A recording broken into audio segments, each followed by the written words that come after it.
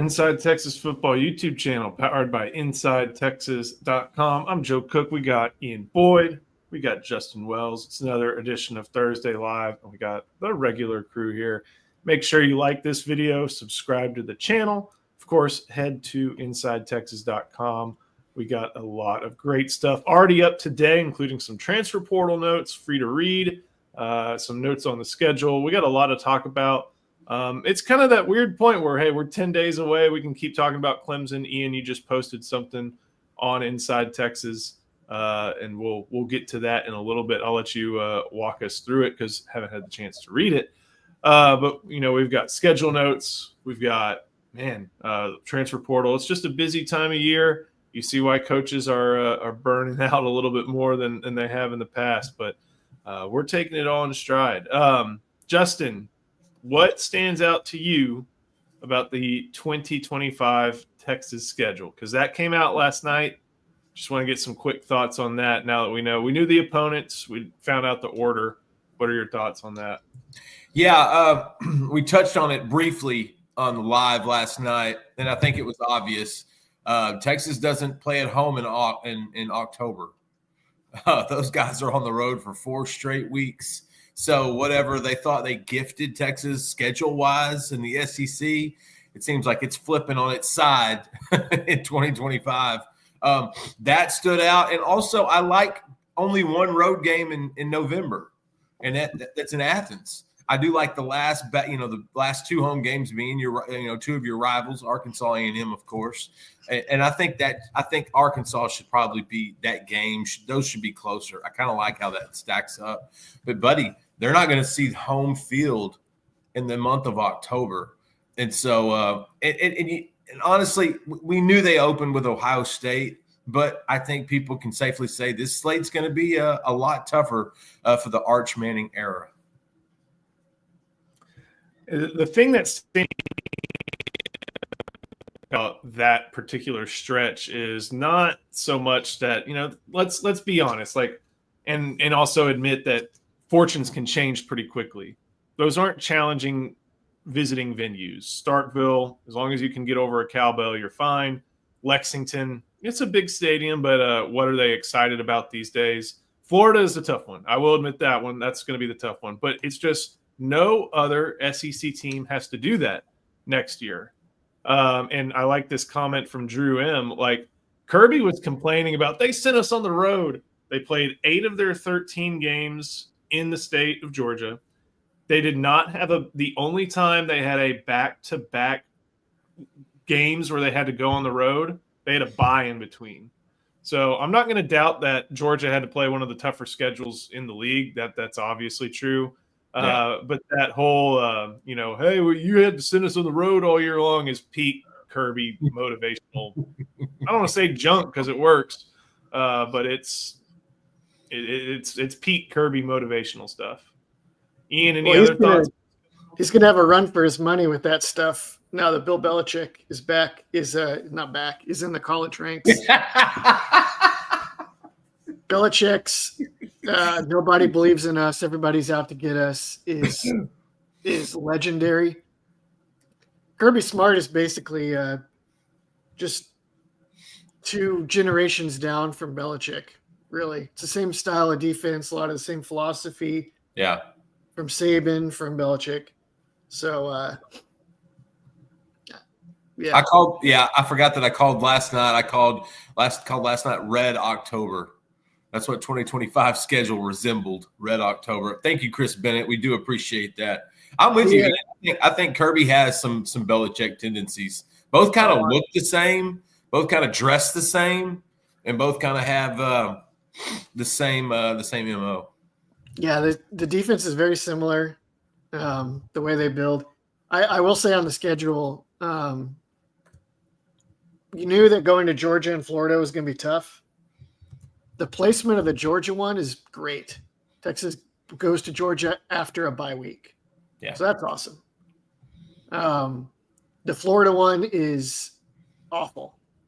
It's the week before the Red River Shootout. They got to go play in the swamp. Yeah. I haven't seen Oklahoma's schedule. What do they play the week before the Red River Shootout? Kent State. Oh, great. That's the worst team in Division One, I think. Or Now else- Texas plays. Also, they play at Ohio State the first game of the year, so you don't get a mulligan. You're just in Columbus, dropped into the Shark Tank right out the gate. Right? That's kind of The o- tough. The only and saving Ryan grace Day's is that's going to redemption be big, season. the only saving grace is that's going to be big noon, just because that's how Fox works. That's good. The other good thing about it though is that then all the non-conference games are stacked back to back to back. So Texas can steal prep time for Oklahoma, and that big Ohio State game will be out of the way quickly. And then it's going to be prep Oklahoma, maybe Florida too, honestly, but definitely prep Oklahoma in those weeks, and they'll be able to get away with that. So They'll be prepping DJ Lagway for sure. you gotta prep Oklahoma, even if you come up flat in the swamp. You can't cheat Oklahoma.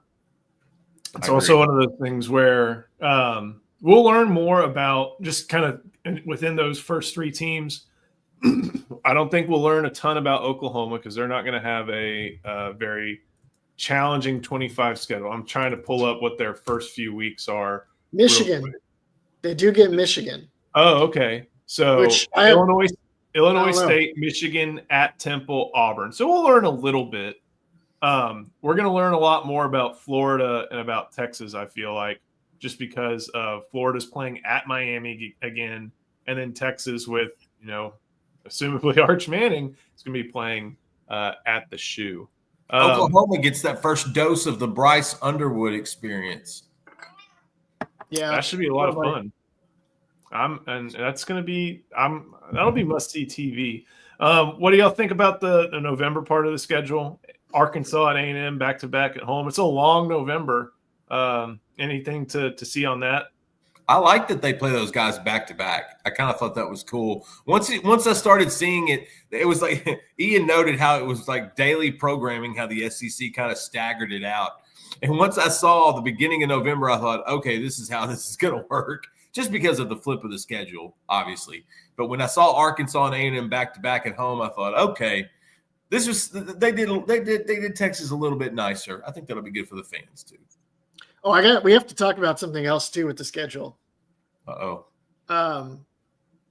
I would say there is certainly a chance that road date in Columbus is facing not Ryan Day and a new Ohio State football staff. So that could ameliorate the issue, depending on if they fire Ryan Day, what they do. Like if they just bring Urban Meyer back and keep most of the staff intact, but with Urban Meyer back at the helm, that's probably not so great for Texas. If they fire Ryan Day and redo the whole organization, then that's not nearly as bad. I wasn't ready for this bit. One question before so I think there's a good chance that Ryan Day also is told it also is not the head coach. I think it's like a Calipari situation where Kentucky's like, look, you don't have to go home. We may not have the $38 million to fire you, but it's obvious you can't stay here anymore. Maybe he tries to jettison himself and go be a play caller in the NFL or something like that. Because yeah. Y'all don't think Day gets another season? Y'all think that's it for Ryan Day? If there's a lot of smoke up there, Justin, I hear it from a few different places. It's like Ryan Day. If Ryan Day does not win the national championship, he is cooked. They spent a lot of money to build this team this year, and then they still got punked at home by Michigan and lost to Oregon and lost the Big Ten championship in the first round bye. If they lose to Tennessee in round one, he's, leave him in. Or is that game in Columbus? Or it's in Columbus. So, send him into the Ohio River. Send him into the Ohio River. Yeah, and there are Ohio State insiders that actually believe Urban Meyer will be reinstalled. Really? Man, yes, I think the miracle of modern medicine. I'm so glad Urban Meyer is so healthy. Yeah, I know. It doesn't Let's- have that. They finally. I think it was a stop in Jacksonville. There's great doctors down there.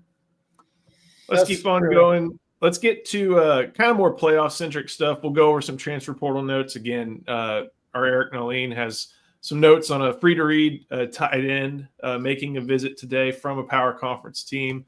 But I like this one. We got it from Helio Castillo. With Georgia having 3 elite defensive coordinators on their staff, do you think Sark should add some more offensive coordinators to help game plan? And I think what that's in reference to is you've obviously got Kirby. You've obviously got Glenn Schumann, who's worked his way up into being a well-respected defensive mind. And then, of course, North Carolina coach. Say again? He almost got the North Carolina job.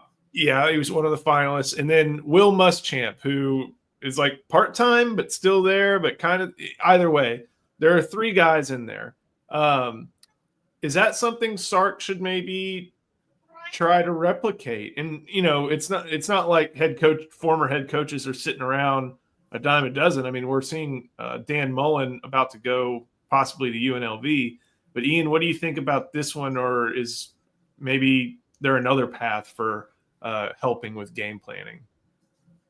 I don't think they need help with game planning. I think that Sark needs to add one extra offensive coordinator, and that's play quarterbacks that can improvise and bring a little off-schedule playmaking to your overall design. And he's already got, Owens is not really like that, obviously, but Arch is like that. And Lacey.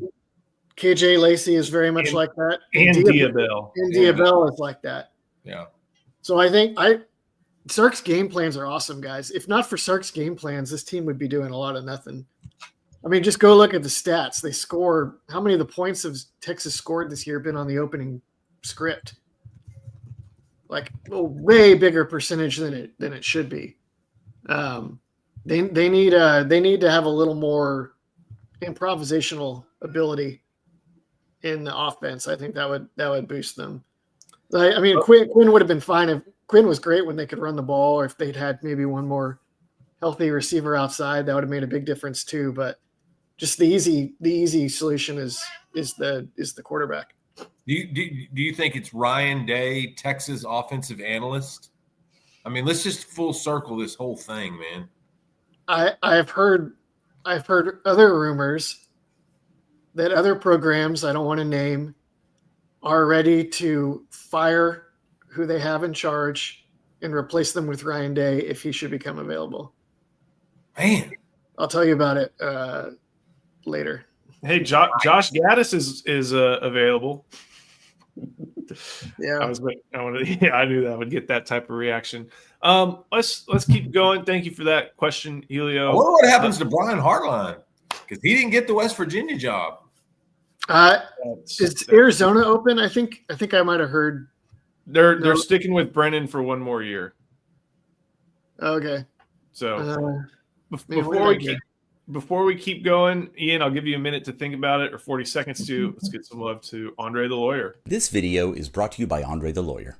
If you're injured, trust the team that secured millions for their clients and helped thousands of Texans with their injury case. Car wrecks, slip and falls, 18-wheeler accidents, on-the-job injuries, and wrongful deaths.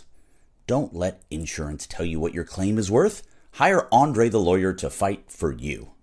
Principal office is in Dallas, but they serve Texans throughout the state. So don't wait and call Andre the Lawyer today at 214-444-8808. That's 214-444-8808. The contact information is in the description. If Ryan Day does leave, that starts a 30-day clock, and there are probably a lot of players that everybody in the country will be after from one of the more talented rosters if Ohio State were to make that move, or Day were to make that move in the transfer portal. But we do have some transfer portal notes. Like I've been mentioning, Aaron Aline posted, or on Inside Texas, reported by Matt Zenitz first, that what's his name? His last name is Claire. His first name is Max Claire, tight end from Purdue, from Cincinnati, from St. X, a really well-known powerhouse school up there.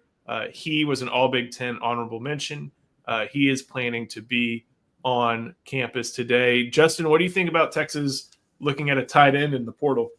That's a guy. That's something we've been talking about. We've talked portal through our ears for the last 3 or 4 days, and tight end is always one we've mentioned, with the caveat that we love Jordan Washington and what he's going to be able to hopefully bring and ascend to the next level. You still got Amari Niblack. I think he's going to be good depth. And then you still got guys coming through. Nick Townsend is a college-ready kid. It's going to take a little bit of time. So we knew they were going to go for a tight end. Max Clare is essentially a more athletic version of Gunnar Helm in some senses. Like 51 catches, 658 yards, 4 touchdowns. Listen, if you're honorable mention if you're a superlative at all at tight end in the Big Ten, you're probably pretty good. That's a good little standard to have. And so I think this guy, and also he's been catching passes from Hudson Card. So that you got to give you a tip of the cap for that kid. He's athletic and he makes some really good plays.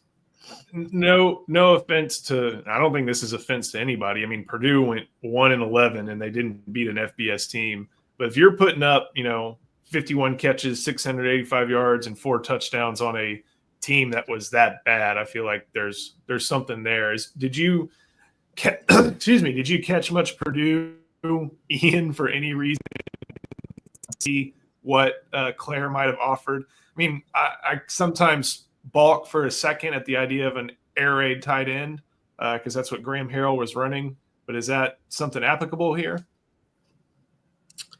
I did not watch any Purdue this year. I'm looking at his size and stats, and he definitely seems like he would be in that H-back role. I wonder how he is as a blocker. That'd be the big question.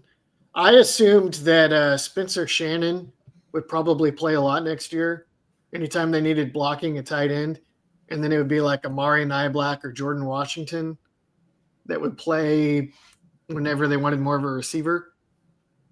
This would be interesting. This would not a lot of faith in Niblack or Washington if they bring this guy in based on those stats and background. It's hard to believe he's a big blocker, Let's see. I'm trying to see what Purdue may have listed him as. I think 6'4", 240. 6'4". Yeah. So the size is fine, although he looks a little lanky. Yeah, we said the same thing like Gunnar too. This kid's pretty athletic. Like there's some more twitch here than there was from the Cherry Creek kid. So I like that comparison actually. 51 receptions tells me he's not spending a lot of time blocking. Yeah. Maybe. I mean, Gunnar Helm blocked a ton in the air. Make up your mind, Boyd. And the air raid. Justin, it seems like there's a good reason to tell people to check Inside Texas for some more portal news in a little bit, right? Yeah, a little bit. So if you get a chance, you need to go to Inside Texas in the next few minutes, or right now, as a matter of fact. But it'll definitely be up there in the next few minutes. We're going to break a little bit of portal news. Texas is expecting a new visitor tomorrow. Not going to give away much more. You really do need to go to Inside Texas to check it out. Once the story's up, I'm sure we'll talk about it gloriously on the YouTube channel. But just understand at IT, Texas is hosting a pretty important portal kid tomorrow. And so that is going to be up shortly. So please check out Inside Texas. And it's fluid, buddy. It's silly season. Chris Bennett, USC wide receiver, Deuce Robinson. Chris, you identify the problem and how you described him. He thinks he thinks he's a wide receiver, and everybody else told him he was a pitcher or a tight end, and he's like, nope, I'm a wide receiver. So I mean, obviously there's a connection there. I'm not going to shut the door on that idea. But Joe, did he play any stick ball? You know what? I'm not exactly sure. Was he there long enough to even do that? I don't think he was. Well, this was his second year, right? He played intramural cricket. He's on their roster. I want to say he played. He's on their current fall baseball roster. I don't think that means that he actually ended up playing. Wait a minute. On the fall baseball roster. Well, I mean, I guess teams. I know, but it's still odd Yeah. considering he's in football in the fall and he's in baseball in the spring. And I remember that being part of his recruitment, wanting to be able to play multiple sports. I've noticed you come out of California, every class there's 3 or 4 elite dudes that also play baseball. Marco Jones comes to mind. And so Deuce Robinson, I remember him being kind of in that conversation, but you nailed it. Playing receiver when he should be a tight end. You're not Kyle Pitts, Deuce. You're Deuce. Yeah, Deuce played in 4 games, was 1 for 6 with a double, and that's about it. So he didn't play much baseball. I do wonder if that'll be a factor, though, for whoever gets him. This is going to be the wide receiver, Eric Singleton from Georgia Tech, that anybody and everybody tries to get. And I saw the report that he was looking for like an astronomical, basically quarterback level NIL deal. That'd be surprising if wide receivers start going for that much. But this is definitely one of the little truth to that. This is definitely this is definitely the top guy to watch. I feel like for a lot of teams in the portal. I'm trying to check his stats real quick. He was a freshman All-American. And then this last year, I think he played a little sporadically because of injuries, or maybe that was his sophomore year. But he's a 10-2 kid. Remember, this kid's name was kind of fluttering out in October because now with agents, they're talking to all sorts of GMs at different SEC schools. And yeah, he's a hot commodity right now. Texas is sniffing around this kid. I don't think the number that we saw is actually the number. I think that's kind of ridiculous, but his number is pretty high.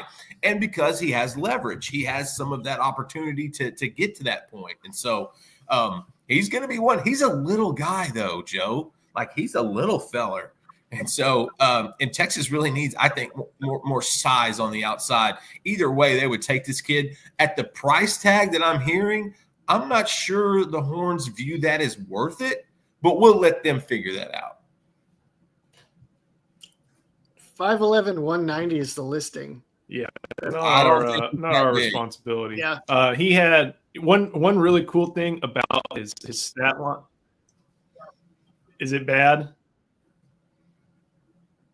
Can y'all hear me? I can hear you. Yeah. You've broken up a little bit a couple times. Okay, there we go. One thing about his stat, I couldn't tell you why, but one thing about his stat line, 754 receiving yards, but he's also got 131 rushing yards. They're not afraid to use him in multiple ways. I like that ability for Texas if they were able to pursue to use him in situations like that, because a lot of these guys just like getting the ball. Do you know he showed? Here's the thing, I think y'all against Georgia. Where? Singleton was big against Georgia. That was Haynes King's guy in that game. He had 100 total yards on 11 total touches, including a touchdown. So he's someone that, he's going to catch a lot of attention in the portal. We can go over, if we ask about any single guy. I'm looking up Jacob Manu from Arizona, and damn, he's got a lot of tackles, especially in 2023. Kendrick Law, I think that was someone Texas pursued way back in during recruitment. During the recruitment. Like, here's the thing. We're asking about a lot of receivers, and I know Manu is a linebacker, but like, there are going to be a lot of wide receivers. Like, we are only on day 3. Like, teams still have to play bowls. Teams still have to go through meetings. There's a lot of different guys who could, maybe there could be some carousel movement. Like, there's a long way to go. And I think Texas understands, like, you put out feelers to the one you want to be involved with, but that doesn't mean you have to go all in on day 3 in order to make sure, everything. Especially if that number is 1. And right now, we feel like they're going to take at least 1 receiver. And a lot of that depends on what Matthew Golden decides to do, if he wants to leave early or if he stays. And so if that number stays at 1, they're going to be super duper picky, in my opinion. You know what's more reliable than my internet right now is gametime.co. If you are looking for tickets for the Longhorns playoff game on December 21st against Clemson, if you're looking for some Longhorn basketball tickets, get inside the Moody Center for, either Rodney Terry's team or Vic Schaefer's team, for concerts. WWE's coming to Austin. Anywhere you want to go see Cowboys, Texans, NFL, Spurs, Rockets, Mavs, Stars, anything you're interested in, go to Game Time. You can get a look and see what the view will be from where your tickets are. You get the all-in price. So once you press, all right, add these to cart, you're not going to be surprised by an exorbitant amount of fees. You're going to know how much you're paying. It is the easiest way to get tickets. If you go to gametime.co or use the Game Time app, use the promo code ON3, you can redeem it for $20 off of your first purchase. Terms apply. So go to Game Time, download the app. It's on the App Store. It's on the Google Store. Use promo code ON3. Get $20 off your first purchase. And terms do apply. This is a good one. Oh, I thought you were going to say it, Joe. Oh, what time is it? Game time. Ugh. This is a good super chat from AR. Thoughts on Aaron Butler for next year? Someone who Justin has made a lot of progress on scout team, and I think even earned his way onto the travel roster at the end of the year. Yes. Look, Aaron Butler was that last throw-in of that class last year. They wanted one more receiver, and Aaron Butler was the guy. I believe he was committed to Colorado at one point. Yep. I don't know if it was a clean flip, but Butler was a kid that they didn't really know at first if he was going to play on offense or defense. He was just a really good twitchy athlete. I think his dad played in the league. I know he had some sort of background in that regard, and so he really made an impression. He's got suddenness. He's got a quickness that's just a little bit different than a lot of the other guys in the program. Texas recognizes that. He's been killing it in scout team. I can't wait to see Aaron Butler. This is going to be a guy that you recruit, you sign, and you develop. And then you start to sort of see the seeds, planted beyond that. Man, it's going to be a crowded room again in the wide receiver room. I mean, and the bench is only going to be long for probably that first month of the season. Once SEC conference, once conference play starts, he shortens the bench pretty strongly. And so Butler's got a chance this spring to make an impression. He really does. And this summer as well. And so Texas is high on this kid. This kid's not going to wind up in the portal. This kid's going to be developed at Texas, at least for the foreseeable future. Ian, are we probably thinking next year we're not going to go – and you mentioned this, I think, with me yesterday morning. We're not going to go through they're 6 deep storyline. They're going to figure out a way to winnow the rotation down to 4 before the season starts with this wide receiver crew? Well, you hope so. I think this year proved once again that anytime you hear we're 6 deep at a position, that means nobody's that good. Now, Isaiah Bond was probably that good, but he got hurt. Golden was very good this year. DeAndre Moore were very good this year, but they weren't like elite. They didn't have – nobody was sniffing like 1,000 yards, right? Everybody took their turn. That's what we say. This was kind of a mixed bag group. They were fine. They're fine. I think a lot of them have amazing potential, but they were not elite this year by any stretch of the imagination. Next year, you want to hear that Wingo is about to explode. He's obviously the most talented guy. They're big on him.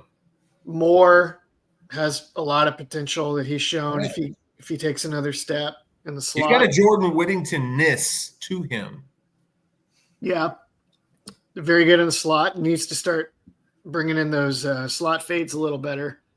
Yeah, I think you need to be hearing that they have elite difference makers at the top. I don't want to hear 6 deep again, or I'm going to be a little bit concerned. I thought Ian was about to get real mad dad. Well, I'm about to get a little concerned. I'm not mad. I'm just. If I build up to my son, I'm about to get he already knows what's going down before I finish my sentence. I got to shift into Ian Boyd mode. I'm about to get a little concerned. It's hard. It's hard to beat a team like Georgia with good man coverage everywhere if you don't have receivers that are the guy that have drilled down all your routes and all the timing with the quarterback. That's just, you can't beat teams like that with a committee, With fill-ins. You need bona fide, developed, established stars. Hey, I'm going to go out on a limb. I think Matthew Golden could be elite next year. that guy could have a Devin Duvernay type season at Texas next year, where he is that target. That kid is open every stinking Saturday. He didn't miss balls either. Yeah, he's you wonder what he might have looked like if he were a bigger focus. I don't know. Do you think he could have played X or whatever it is, boundary instead of field? Or I mean, they move him around so much. Whatever. Both. That'd be the question. I wonder if they would. So let's say that next year they don't bring in a portal star, and it's like Wingo, Golden comes back, and then Moore is back. That's a given, right? I wonder if they would put Wingo in the boundary and let him be like the big target, and then move Golden into Bond's spot and let him be the guy that moves around. I like that.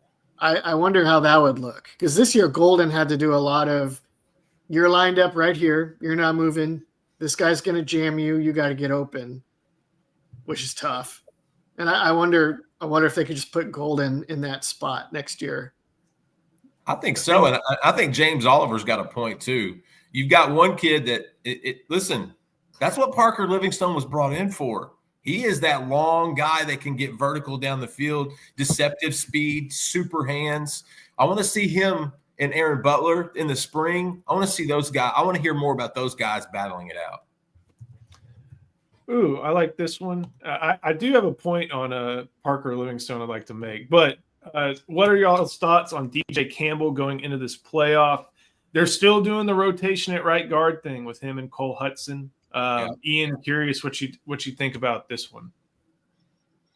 I think he just needs another good offseason, and he could be a really elite player. I'm not really too. I mean, he was pretty good this year. He's like he's a junior, right? He's a junior. He Correct. could leave. Junior. And at the beginning of the spring, we had heard that he may be like thinking about it, but I think right now he's more aligned to finish out this season and prepare for next season.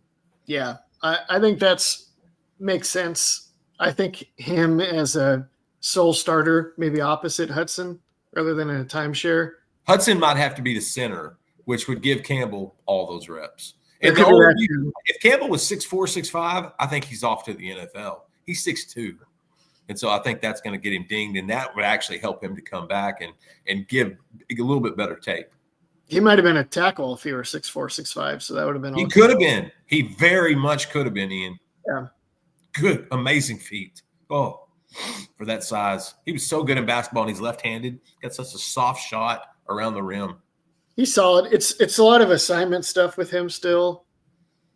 And give him more time. It's offensive line. It's not everybody's like Kelvin Banks where they just immediately are elite. That's pretty uncommon. What's funny about what Drew said, that DJ Campbell should have played at defensive tackle. He did at Arlington Bowie, and he was fantastic. Like, he was absolute hell for the offense interior when he played on the defensive line at Bowie. He was fun to watch on that side of the ball. I think he had a lot of fun over there too. He's a mean kid. I'm not normally a big fan of like make the switch because that means you messed up somewhere. But that was a situation where it's like, okay, it kind of makes sense. Like, he's good enough to do it. They could help there. But I think we can see he's on his way to a pro career at offensive tackle. Thoughts on Lianga Lefau's future? I feel like you're seeing it now, starting alongside Anthony Hill. Is there any others really? Ian's fun. He's still needs to get bigger. He's only a sophomore. When he was coming out of high school, the run game stuff was a little slower for him, and he was shockingly good in coverage. At Texas, he's basically a starter this year as a sophomore. We've seen this a million times with Texas linebackers. There's usually those at least the third year before they're really seeing it and able to react fast enough to play elite linebacker. I think he's going to be awesome. I'm not really worried about it. It'd be nice to see him gain just a little more weight because he plays like a physical striking style. He's not insanely fast. He's not slow, but he's not insanely fast. And to have that style, but only be like 218 or whatever he is, be better at, I don't know. He's bigger than 218. Is he? Yeah. He's big. He's bigger than 218. I'm not saying substantial, but thoughts are this. Hey, the dude was great in coverage because he played some safety in high school. That was like one of the things he was good at. I think his instincts are off the chart. Like I haven't seen linebackers shoot gaps like that since Gary Johnson. Like Leona is a freaking lion, and I love the climb up. Like I thought David Benda was going to be the guy because of the 5-year veteran kind of guy beside Anthony. LaFau said, no, buddy, I got this job. He took it, and I thought he's been fantastic. But he does need to get a little bit bigger in the britches. I'll give you that just for sustainability over the course of a season because injuries and stuff will pile up. But yeah, that kid he's listed at 227. I'd say he's probably closer to that. I don't know about that. Yeah. He's got traps. Like the kid is thicker than you think. He needs to bulk up a little bit. And Ian, I think you made a great point. If you go back and watch his film from high school, and I remember asking him about this, at some of the opportunities to interview him. They're not running the Liberty Hill offense down in Hawaii. Like if you watch his film, it is a lot of real spread offense stuff you'd see, in Texas, that type of thing. And he is recognizing in coverage and making plays, and that's been his strength. And like you said, it's the downhill stuff that's taking some time for him. It's taking time for Anthony Hill. Difference between Hill and LaFau is that Hill's a little bit quicker to where he wants to get to right now. But both those guys are, have made a lot of progress in what they've needed to do to be multi-talented linebackers. That room is good because Matt makes a great point. Ty Anthony Smith, let me tell you something. They love what this kid's going to bring to the table, already bringing to the table. Linebacker is going to be pretty nice. Ty Anthony's a guy that I want to see a little bit more functional mass added to. I think we got to talk a little bit about Texas award-winning players and players who are up for awards tonight. The College Football Award Show, I think, is tonight at 8 on ESPN. A few have already been given out. The Bronco Nagurski Award did not go Jahdae Barron's way. Went to Kyle Kennard at South Carolina. But instead, last night, Texas had Kelvin Banks win the Lombardi Award, given annually to the nation's top linemen on either side of the ball. And I think we didn't have much doubt that was going to go his way. But Justin, I think there's an argument that Kelvin Banks is the best offensive lineman in Texas history. They talked about that. There was a thread about that at InsideTexas.com. Come hang out with us. It was a really good thread about him being, the best. And you got to, he's in that conversation. Listen, there has been no problems at left tackle for the last 3 consecutive years. You talk about a guy that they only started throwing flags on him this year, and I think that's because he joined the SEC. Like, this kid has been the most consistent, not just on the field, but off the field. You talk about – listen, I met Kelvin when he was a sophomore in high school. Kelvin is the same person right now that he was 7 years ago. He is so grounded and just unbelievable kid, unbelievable parents. Kelvin Sr., Monica, great people. It's just so nice to see a kid like that does not care about the exposure, does not care about social media, doesn't care about the attention and all that fun stuff. All Kelvin Banks cared about was playing football and hurting the guy across from him. And he has been unbelievably dynamic. This guy's played hurt. Okay. He's been hurt in the last 3 years, and he's played and you wouldn't even know it. And so you got to tip your cap. This might be the best offensive line. And that's saying something, because in the 60s and the 70s and a few spurts of the 80s and 2000s, Texas was really good along the offensive line. But I think Kelvin Banks is not only in that conversation, I think he's got to be in the top 3. And that's a kind of a cool debate to have when you're talking about guys like a Doug English, a Jerry Sizemore, a Justin Blaylock. You've got some real guy dudes, a Blake Brockermeyer for a Dan Neal. I mean, there's just legends that have played up front. Mike Williams, Leonard Davis, Kelvin Banks, fellas. That dude's going to play in the league for a decade at least, and he has earned every snap, every second of it. So here's why I'm going to go with why Banks I think is. And I understand arguments for Sizemore. I understand even Brockermeyer. I even understand Dan Neal, and I think all those guys maybe were one-time All-Americans.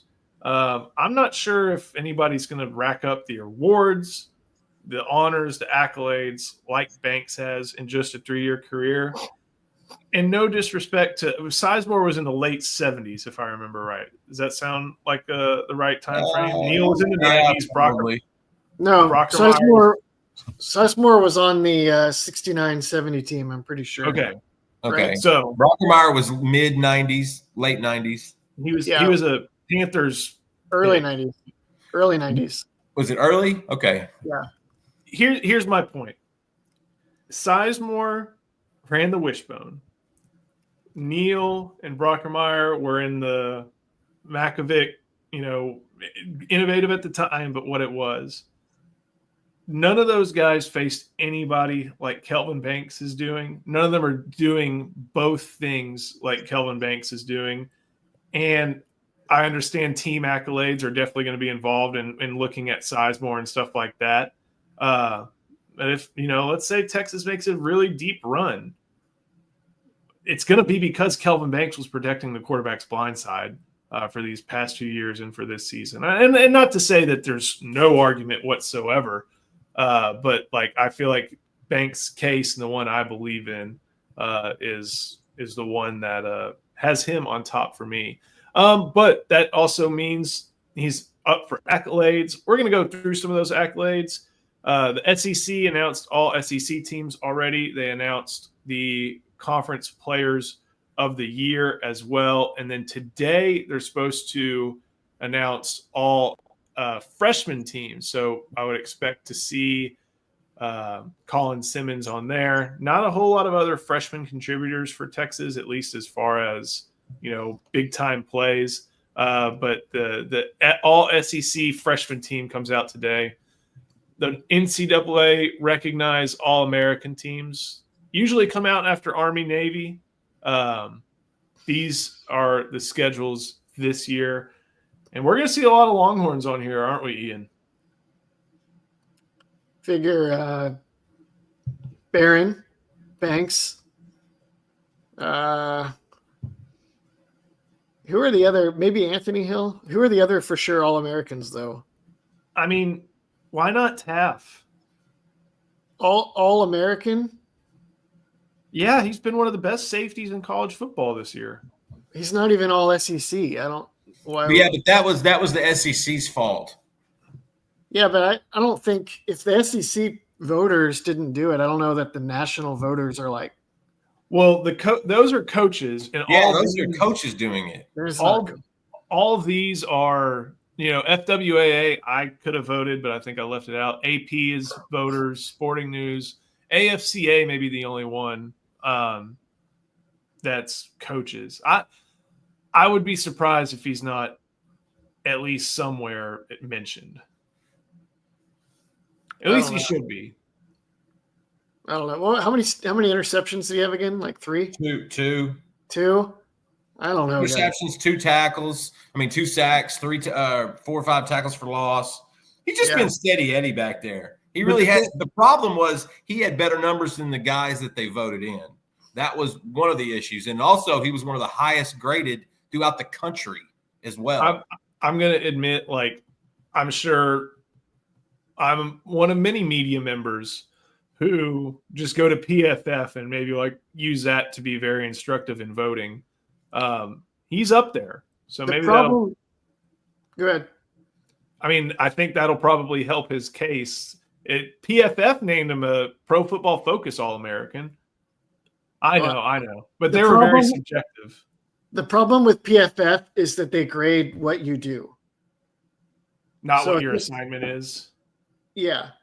So if your assignment is Andrew Makuba and Jalen Gilbo match up the inside receivers, and I sit back behind all of these awesome coverage guys and behind this awesome pass rush, and then I just make plays on the ball, and Taft was protected and well situated by the defense this year.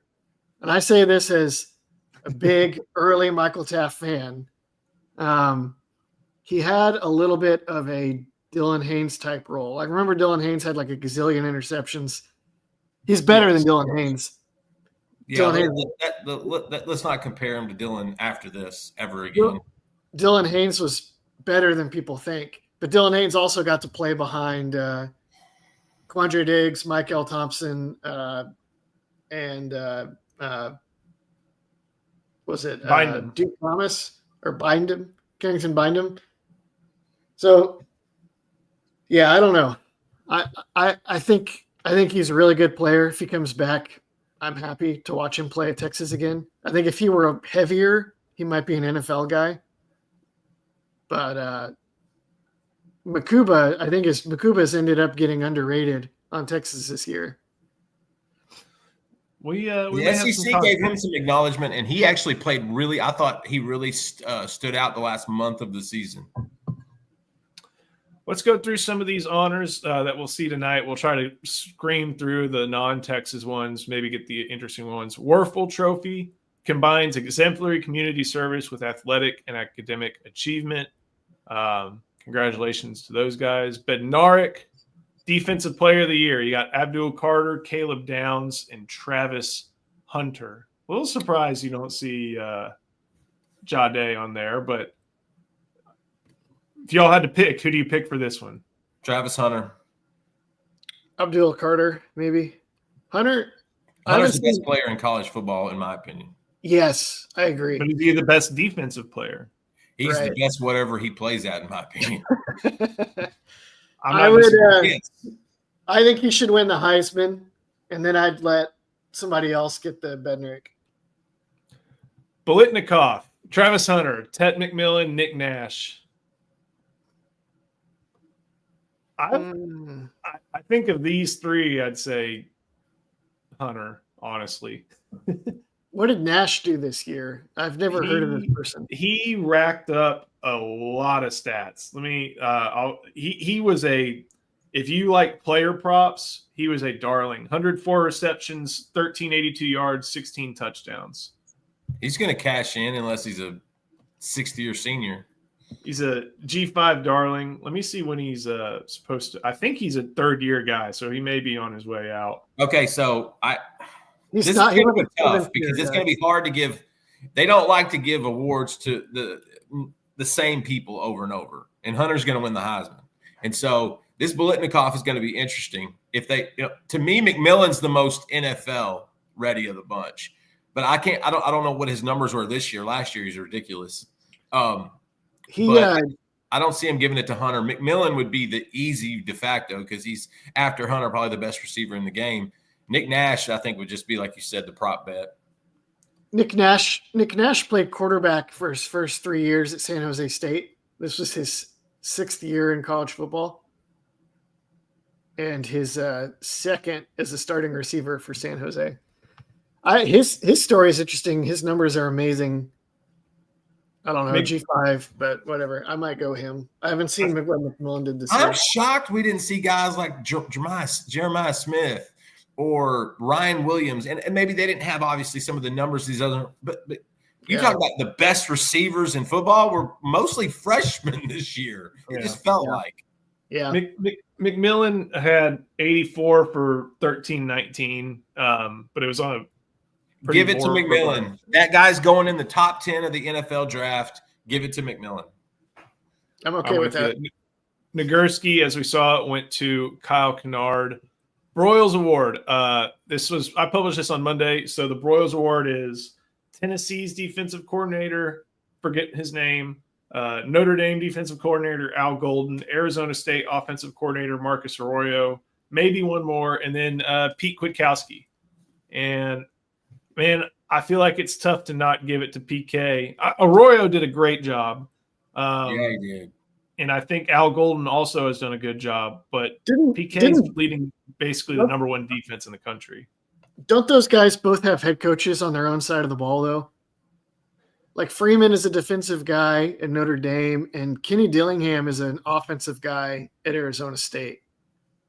Correct. The Arroyo, Golden are both. I don't know if Arroyo was a Power head coach, but he was a Boise State head coach. Yeah, but his head coach, he's the Arizona guy, right? You said No, he was Boise's head coach for a quick minute. this year. Marcus Arroyo? Yes. No, he is Arizona State's offensive coordinator. Yeah, and Arizona State's head coach Kenny Dillingham is a offensive coordinator. Yes. Yes. Yeah. So if PK, I think PK should win. If Pete Kwiatkowski has never won this award, and he might have, I don't know. He hadn't. Then he absolutely needs to get it because he's stacking now 2 decades of elite defenses at 3 schools. So you could probably, after losing a ton of players in the last 2 years in Austin too. You could make an argument, same thing for the Tennessee defensive coordinator. Again, I'm forgetting his name, just with what Heupel being the offensive guy, being the play caller, kind of like Sark. But the Tennessee defense is not as strong as Texas. Burlsworth, I think this one went to – I don't know who this went to. I think it went to Dolac, actually. Still surprising not to see Taff on there, given annually to the best player who started. I think Taff will be on it next year. He actually did a thing after the Arkansas game with the Burlsworth people. Right. I think he'll be on it. I think he'll be on the name be on that list next year. Yeah, he should have been on it. I agree. It's a cool story, and maybe next year. Butkus, nation's best linebacker. Jalen Walker won it. This one already was awarded. They handed it to Jalen Walker in the locker room yesterday. It was like a big ceremony. I think it was part of a Glenn Schumann type deal. They were talking about him being the runner-up for the North Carolina job, and they handed Jalen Walker the trophy. If he won that, winning the Butkus, I swear his vote was clinched after the Texas game. That kid was phenomenal in Austin. Guys, Jalen Walker this year had 10.5 tackles for loss and 6.5 sacks. He had 4 of those sacks against Texas. Yes. Every time I watched him, he's one of the best players I've ever seen. I don't know what he was doing those other weeks, but he was phenomenal. I'm okay with Anthony Hill not winning it this year. I'm pretty pissed that he's not on the list, especially a couple of these other guys that are on the list that didn't have anywhere close to the season he did. But again, Anthony Hill will be on this list next year by default. Ian, what can you tell us about Barrett Carter? You posted a scouting report on Clemson's defense earlier today. Any quick notes on him? He's good. They have 3 awesome linebackers, like 3 awesome traditional linebackers. They do. They're all good. They all blitz well. They all can run, especially if they don't have to change direction. They all are smart in coverage. It's quite the unit. I don't know if he's even going to be the best one because their freshman Sammy Brown is going to be awesome. That guy's a freak. Brown is a freak in high school, man. Davey O'Brien, nation's best quarterback. This one I think is a challenging one. Yeah. I've got an opinion. Like, you've got one that's probably the best quarterback. You've got one that's going to be the first quarterback drafted, and then you've got one that's got the best numbers from a quarterback position this year. They're all 3 different. Yeah. And this is like last year when there was a challenge between Penix and Jaden Daniels. And I mean, even if you wanted to throw Bo Nix in there, I would vote Cam Ward, but I think Shedeur wins it. I think Dylan Gabriel wins it. He's having a great year, guys, and they're undefeated, and he's been on point, and he's been playing college ball 6-7 years now. So if it's a lifetime achievement award, I think it's going to Dylan Gabriel. Cam Ward's got the best numbers, and then of course Shedeur is going to be your first quarterback selected. But I think Gabriel wins it just by almost like default in a sense. Ian, I'm going to throw something at you. Shedeur is right-handed Tua. No, I don't think so. No. Okay. Tua was all RPOs. Shador is sitting back there Picking. risking it, chucking darts. chucking darts and running around. I think Shador Sanders is Tua far was and a- away the best quarterback of those three. Cam Ward is really good too, but Cam Ward has a lot. People will tell you behind the scenes that a lot of people doubt Cam Ward as a competitor. Didn't Cam Ward and Shador get into it at a camp? Yeah, it was So- Cam calling Shador out. Yeah, because Shador showed up late. He was kind of lazy. Cam was there early, getting in work. So they sort of started picking at each other. Interesting. I think Dylan Gabriel is like the quintessential winning college quarterback. He's Kellen Moore. If he, yeah. If Um, he wins, that's great. He's been playing some pretty good winning football for 8 years now. So at some point, you gotta acknowledge it. we, I mean, we he's can, got a doctorate. we can skip the Doak Walker, right? We Yeah. can. And listen, Omarion Hampton is going to be a great fantasy football running back in the NFL. That is what you need to understand from that segment. Is he back next Uh, year for Belichick, or is he gone? He's No, gone. he's gone. He's He's gone. a third-year guy. Yeah, he's Yep. gone. Eddie Robinson Award, National Coach of the Year. Finalists should have been announced already. I think Sark may have been one. I didn't see that. But let's just, since we Actually, don't no, have he it on was. there, let's all give one guy we think should either win it or be on that. Dillingham. Signetti. Clark Lee, baby. Dillingham. What was Arizona State picked last in the Vic Central? Denley. Last or second to last, yeah. They won the freaking league. He turned Cam Scattaboo into a monster. Nobody knew who that was. They lost a bunch of guys in the portal, just plugged in new guys. Freaking dominated. Brought in a lot of East Texas kids. There you go. Yeah. What's Clayton The Boise Smith, State right? guy, Big too. year. Clayton Smith's been dominating for him. I think the Boise State guy would be a good pick too. Certainly Signetti. Yeah. Oh, Signetti. But Signetti didn't play nobody. That's the only thing. I don't care. He won at Indiana, and nobody Yeah. won in Indiana since Bobby Knight. He had James Madison results with James Madison players against a James Madison schedule. Yeah, but that Man, patch is different. Poetic. Munger Award, I think we can go the same way. Heisman, it's the It's finalists are Gabriel, Hunter, Genty. Who was the fourth to throw in? Cam Gabriel. Ward. Gabriel and Cam Ward. Um, But these things have been voted on and already tallied weeks in advance. It's Travis Hunter. Go ahead, go to Vegas and get your easy money. I don't know if the money's that easy anymore. I would say that it probably wouldn't have the best odds, but I'm telling you, he's going to win it. Joe Moore Award, awarded annually to college football's most outstanding O-line. You got Army. Army. You got Oregon and Texas. I feel like Army's going to get it too. Army. If you don't get Yeah. listen, you got be patriotic, Boyd. Give it to the boys that are fighting on the front line and on the line of scrimmage. Fighting the front Give me line Army. against UAB. Give me No, Army. that's the Air Force Academy. I'm not going to go. Oh, against UAB. I thought you said something else.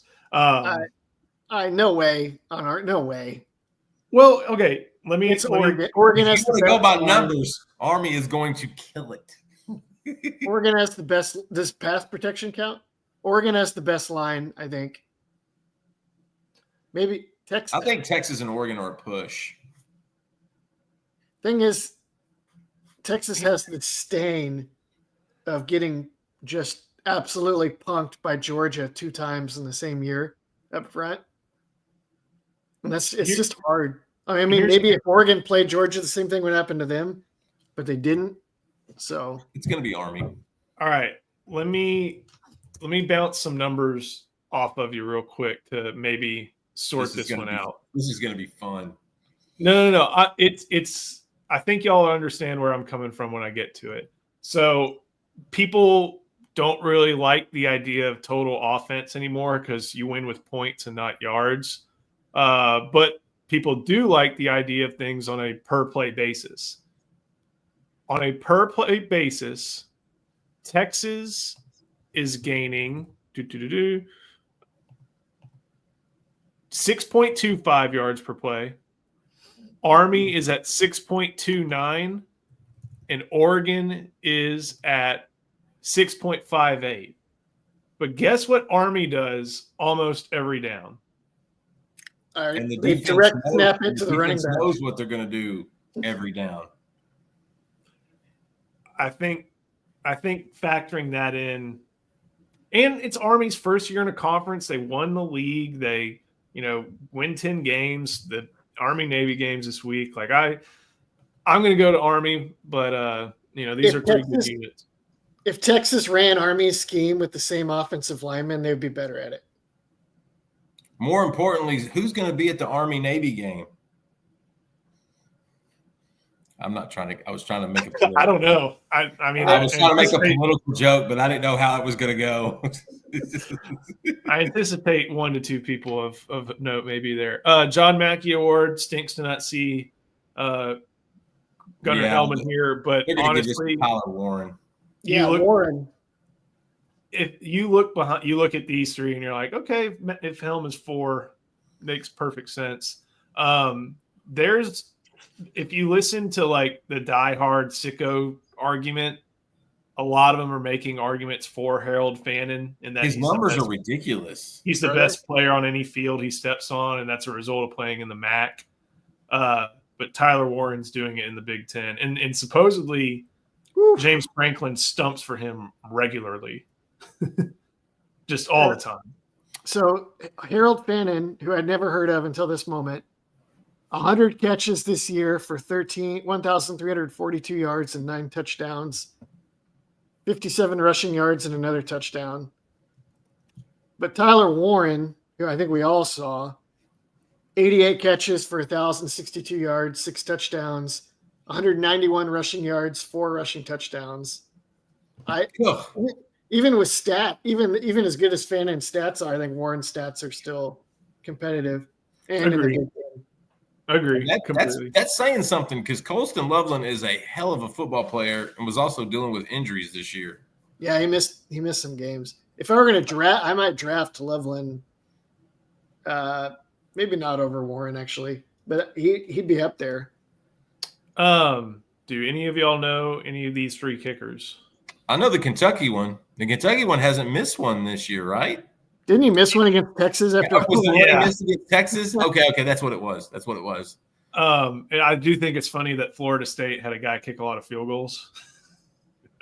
Hey, yeah, he was channeling his what was that kicker's name? You know who I'm talking about? Sebastian. No, I thought you were talking about the one that that team drafted in the 3rd round. No, that's what the Buccaneers did. I'm talking about big left footer that weighed 300 pounds. Yes, Sebastian Janikowski. Yeah, Janikowski. There'll never be another kicker in my eyes. That Clemson kicker, Cole Hauser, whoever, was pretty darn good too, and he made that mega long one to. Wasn't Woodring really good from Georgia? Yeah. Maxwell Award, College Football Player of the Year. Now, one thing that they do is they do a little bit of a what's the right word? If you don't win this, we're going to give you that. Yeah, they don't always go with the same thing the Heisman does, and that's why Colt McCoy's number and Vince Young's numbers are retired, because the Lost Dodge standard for football number retirement at Texas was a National Player of the Year honor. Obviously, both those guys didn't win Heismans, but they both won Maxwell Awards. And so that means that, despite Reggie Bush and despite Sam Bradford and Tim Tebow, they'll go another direction. And I think this may be one that gives it to Genty. I could see that. Absolutely. And I love watching Genty, because I think I could see him in the blue and silver for the Cowboys next year. He's a Frisco kid. That's a local kid. I love Genty. I also like that people have started to put in perspective how close he is to breaking Barry Sanders' record, but that Barry Sanders only did it in 11 games. 11 games, yeah. Well, they didn't count. Back then, you didn't get the bowl game as the numbers as you do now. And so I just want people to understand Ginty is having a phenomenal season. Barry is different. There's no other. How many does he need to break the record? 300 something. Oh, I think it's like 282 now or something. And Barry did it against the Big Eight. Okay, like, oh. What's impressive is it hasn't been broken between then and now. It's that impressive because he returned as many kicks and punts as he did at tailback, as he did play tailback. Barry was just an unstoppable force that year. Have y'all heard Mike Gundy talk about being on his team and how all he did was like eat Skittles and take naps? It's amazing. Barry's book is great. I'm a closet Barry Sanders fan anyway, but like he's the best, dude. He's the best. Allen Trophy. Kelvin Banks, Mason Graham, Walter Nolan. They better not give it to Nolan.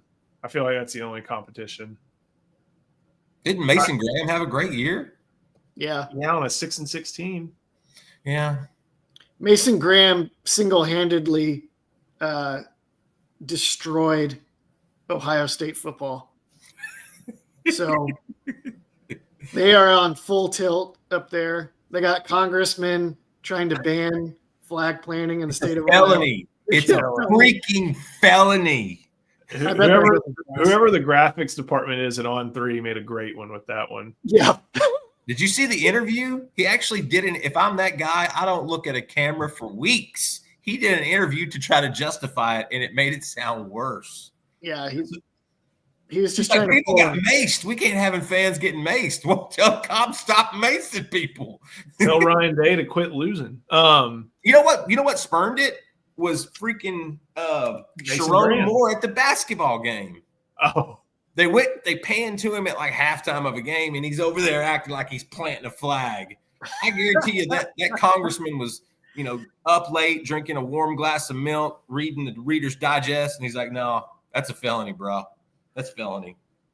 Can't have that." Back-to-back Outland trophies would be pretty impressive for this team. This is one of the oldest and more historic individual honors. Like, Tommy Nobis won it, I'm pretty sure. I think there was one more a couple of years before Tommy Nobis who won it. So it's a big one. Jim Thorpe Award. 3 very deserving, but we know that a lot of these voters, or at least the Oklahoma Sports Hall of Fame, they can look at stats, they can look at other things. There's only one corner on there, and there's only one corner who is just not tested at all this year. When he did get tested, they failed the test. Yeah. They got bottled up. Somebody had an amazing stat that the quarterback efficiency numbers for quarterbacks throwing at Jahdae Barron were lower than if you just spiked the football every snap. Oh my God. Wow. He was awesome. I freaking told everybody this offseason that they should move him to corner, that he was the best defensive back on the team. People were like, I don't know. Oklahoma State scored a touchdown one time. Guess what? Jahdae Barron's awesome. He's going to win the Thorpe. He's going to do what he said he was going to do. That's the coolest part, Ian. He took the number 7 because Huff Dog told him, look, wear this so you can wear that Thorpe. And that's the coolest story of all of it. I'm happy for both those guys, man. I'm ecstatic for today, man. What a great kid. Paul Hornung Award. How many Thorpes is that for Texas if he wins? It's 4 total. 3 in the last. Just 3. Huff was the first one. Huff, Ross, and Barron, because Eric Berry still has Earl Thomas's Thorpe. Right, and that was theft. But I thought Texas had won 1 back in the 70s, or 80s. The 80s, they had some ridiculous DBs in the 80s, man. I think the award started in Jerry Gray, Stanley Richard, Raymond Claiborne. I think the award started in the mid 90s, so that's why. Oh, there you go. Yeah, I have a little tidbit for this one. The Hornung Award. I'm gonna make a bold prediction on this one. Okay, I think it already went. Huh? I think it already went to him last year. No, I think it already. Did they give it to him again this year? Yeah, I think that. Are you sure? I'm about to look. Look it up because I would honestly be surprised if he wins it. He won it last year. He won it. He won He two won it straight. again this year? Yeah. Oh my God. I can't imagine what went on behind the scenes of that. Oh my God. Ray Guy Award. I mean, we saw Brett Thorson have a good year. I'm curious if There's another FSU. The Florida State punter had a great year. Oh man, that's pretty funny. Remington. I bet this goes to Cooper Mays. Stinks to not see Jake Majors be a finalist, but it'd be nice if he had gotten it. Walter Camp, nation's most outstanding player. Again, they kind of do the indie hipster pick, so maybe that's one for Genty, maybe that's one for Ward. Probably for Cam Ward. Let Cam Ward have that one. And then the and Williams to that Inside Texas YouTube channel, buddy. I think this one got given out, and I think it went to Milroe. It was Milroe. Yeah, and this is the academic Heisman, they call it. Emmanuel Ocho, right? Emmanuel Ocho won it, and then Dallas Griffin. Dallas Griffin won it.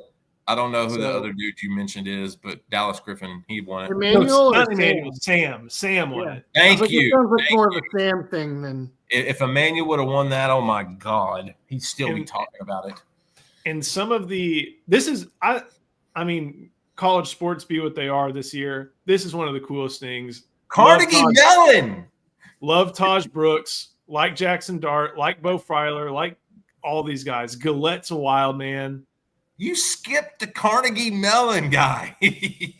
There is a Carnegie Mellon linebacker on this list. Howard, SD State, North Central, Slippery Rock. There we go. Jalen Milroe. Well deserved. I think that's someone that everybody in college football really is a fan of. So, all right. I think that'll about do it. We got some Jones question real quick. All right. Throw it up. Jones L. Why do you hate on Colorado guys so much? Seems personal. Okay. I don't hate on anybody. I really don't. Ask these two knuckleheads. But here's the truth. Colorado they put themselves on a pedestal. They did this on purpose. When Deion Sanders said he's bringing Gucci, he's tripled down on that kind of stuff. I got nothing against these boys. Travis Hunter's going number 1 in the draft. That's the best college football player I've seen in years. That kid plays 120 snaps a game and doesn't lose his breath. I don't even know how that's alien-like. I don't know how that's possible. I love Travis Hunter. Shedeur Sanders runs his mouth too much, especially when he talks about Texas high school football where he played at the private school level. But he's also going to be the first quarterback pick, probably in the top 10 picks. And I think Shedeur's actually going to be a pretty good NFL quarterback as long as he doesn't go to the Raiders. If the Las Vegas Raiders draft Shedeur, that is going to be an SH Bleep T show. And so no hate against Colorado. I actually like that they ran off some East Texas guys before Sanders got in the boat. It's not personal at all. It's never personal. We do this for fun. We do this as a job. We also know a lot of backstories that you don't know. And at the end of the day, that's how sometimes our opinions get formed. Shedeur with Brock, though, actually, in Oakland. I don't know. That'd be kind of fun. Brock. But Brock is going to win the Rookie of the Year, dude. Who's the offensive coordinator? Who's the coach? Doesn't matter. Antonio Pierce? The Raiders are a disaster. Tom Brady, you think that they're going to come in there and Brady will have some influence there. I just don't know if that's actually what he's good at. We'll see. So, all right. I did not know if we'd get an hour and 15 out of that, and I'm glad we did. So make sure you like this video, subscribe to the channel. I think LC. Yeah, LC is hosting the deep dive with me and Paul this afternoon. It's going to be live. And LC's got all kinds of notes and ideas. So I saw a little clip of some of the stuff he's going to do. That is must-watch programming on the Inside Texas Football YouTube channel. I promise y'all. It's gonna be fun. Yes. So make sure you head there. Head Inside Texas. We've got Portal Intel all over the place, and we will be back tomorrow for Inside the Program. Derek Naline. So, Ian, Justin, thank y'all so much. We'll see you next time on the Inside Texas Football YouTube channel powered by InsideTexas.com.